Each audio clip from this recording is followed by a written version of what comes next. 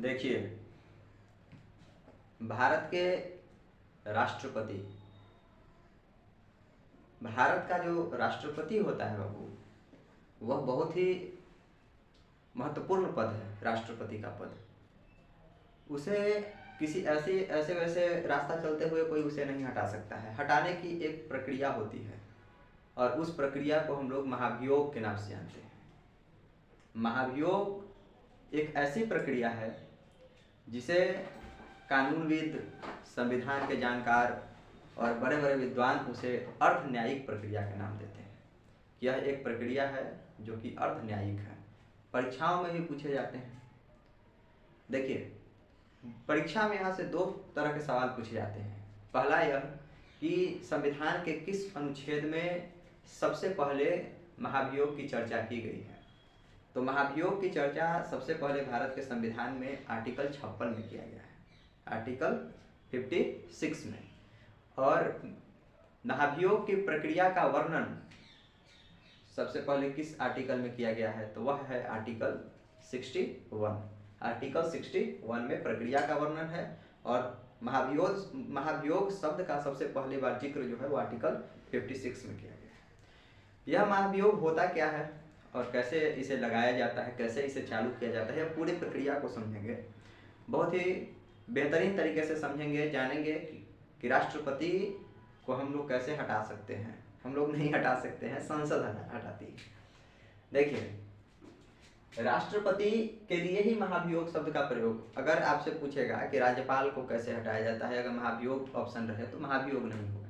कुछ लोग कहते हैं कि संसद के क्या बोलते हैं उसको, जजेस को हटाने का, सुप्रीम कोर्ट के चीफ जस्टिस हो गया, हाई कोर्ट के चीफ जस्टिस हो गया, इन लोगों को हटाने की प्रक्रिया ही महाभियोग है। ऐसी बात कोई बात नहीं है।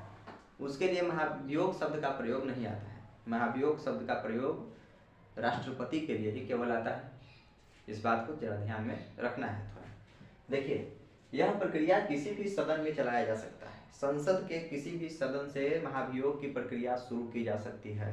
ऐसा बिल्कुल भी नहीं है। अगर ऐसा कोई कह रहा है कि लोकसभा से शुरू करेंगे तो बिल्कुल गलत। अगर कोई कह रहा है कि केवल राज्यसभा से ही पहले शुरू करेंगे तो ये भी गलत। किसी भी सभा से शुरू कर सकते हैं, या लोकसभा से या राज्यसभा से। जिस सभा को लगे, जिस सदन को लगे कि राष्ट्रपति गलत है, वह शुरू कर सकता है।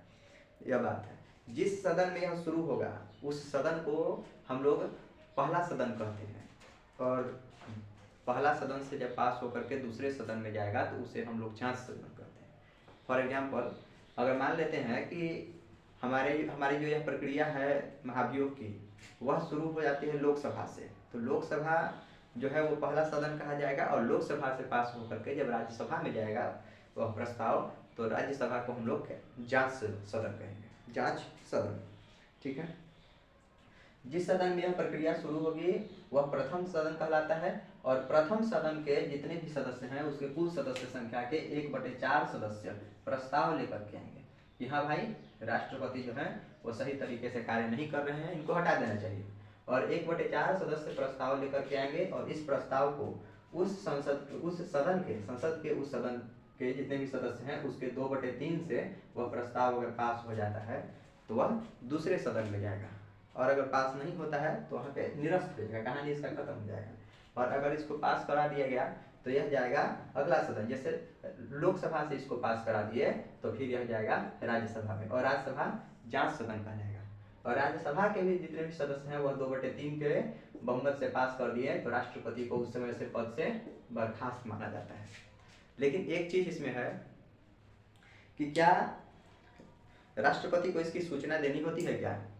तो लोकसभा में कार्रवाई शुरू करने के पहले राष्ट्रपति को 14 दिन पहले सूचना दे देना होता है कि भाई साहब, हम आपके खिलाफ महाभियोग लेकर के आ रहे हैं, आप अपने बचने का तैयारी करिए। राष्ट्रपति अपनी बात को रखते हैं, खुद भी आ सकते हैं अपनी बात को रखने के लिए, अपने पक्ष को रखने के लिए, या अपने किसी व्यक्ति को भेज सकते हैं।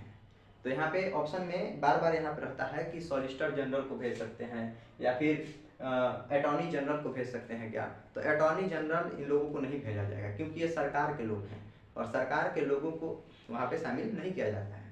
क्योंकि आप राष्ट्रपति से प्रभावित होकर के राष्ट्रपति के पक्ष में फैसला दे दीजिएगा, उनके पक्ष में बात कीजिएगा, पक्षपात कीजिएगा, तो इस तरह की बातें हैं। इसलिए अटॉर्नी जनरल को यहाँ पे नहीं भेजा जाता है।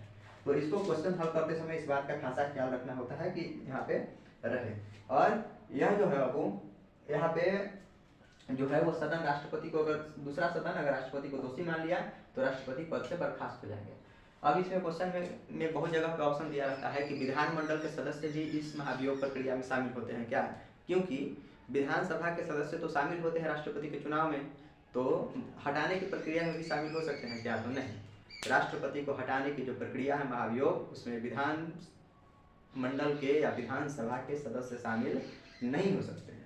तो जिस समय राष्ट्रपति पे प्रक्रिया चलेगी महाभियोग की, उनको हटाने की, उस समय उनके वेतन भत्ता इन सभी चीज़ों में कटौती की जाएगी क्या, तो नहीं, इन सब चीज़ों में उनकी कोई कटौती नहीं की जाएगी, प्रॉपर उनको सारा चीज़ दिया जाएगा। क्योंकि बकरा हलाल होने का पहले उसकी सारी बातें मान ली जाती है, सब उसको बढ़िया से उसके साथ व्यवहार किया जाता है। देखिए, जरूरी चीज़ यह है कि भारत में अभी तक कितने राष्ट्रपतियों के ऊपर महाभियोग लगाया गया है। तो देखिए, भारत बहुत ही सहिष्णु राष्ट्र है। राष्ट्रपति के पद पे महाभियोग भारत में अभी तक लगाने की प्रक्रिया ही शुरू नहीं की गई है, क्योंकि भारत में राष्ट्रपति को बहुत ही उच्च स्तरीय पद माना जाता है, बहुत ही बढ़िया पद माना जाता है, इज्जतदार पद माना जाता है। तो उनके खिलाफ ये सब ला करके उनके पद की प्रतिष्ठा, पद की गरिमा को धूमिल करने का अभी तक प्रयास नहीं किया गया है। आगे अब क्या होता है, लोकतंत्र में सब कुछ पॉसिबल है, आगे क्या हो सकता है इसके बारे में कुछ कहा नहीं जा सकता है, लेकिन अभी तक भारत में किसी भी राष्ट्रपति के ऊपर इस तरह की प्रक्रिया से उनको हटाने का कार्य नहीं किया गया। चलिए मिलते हैं फिर।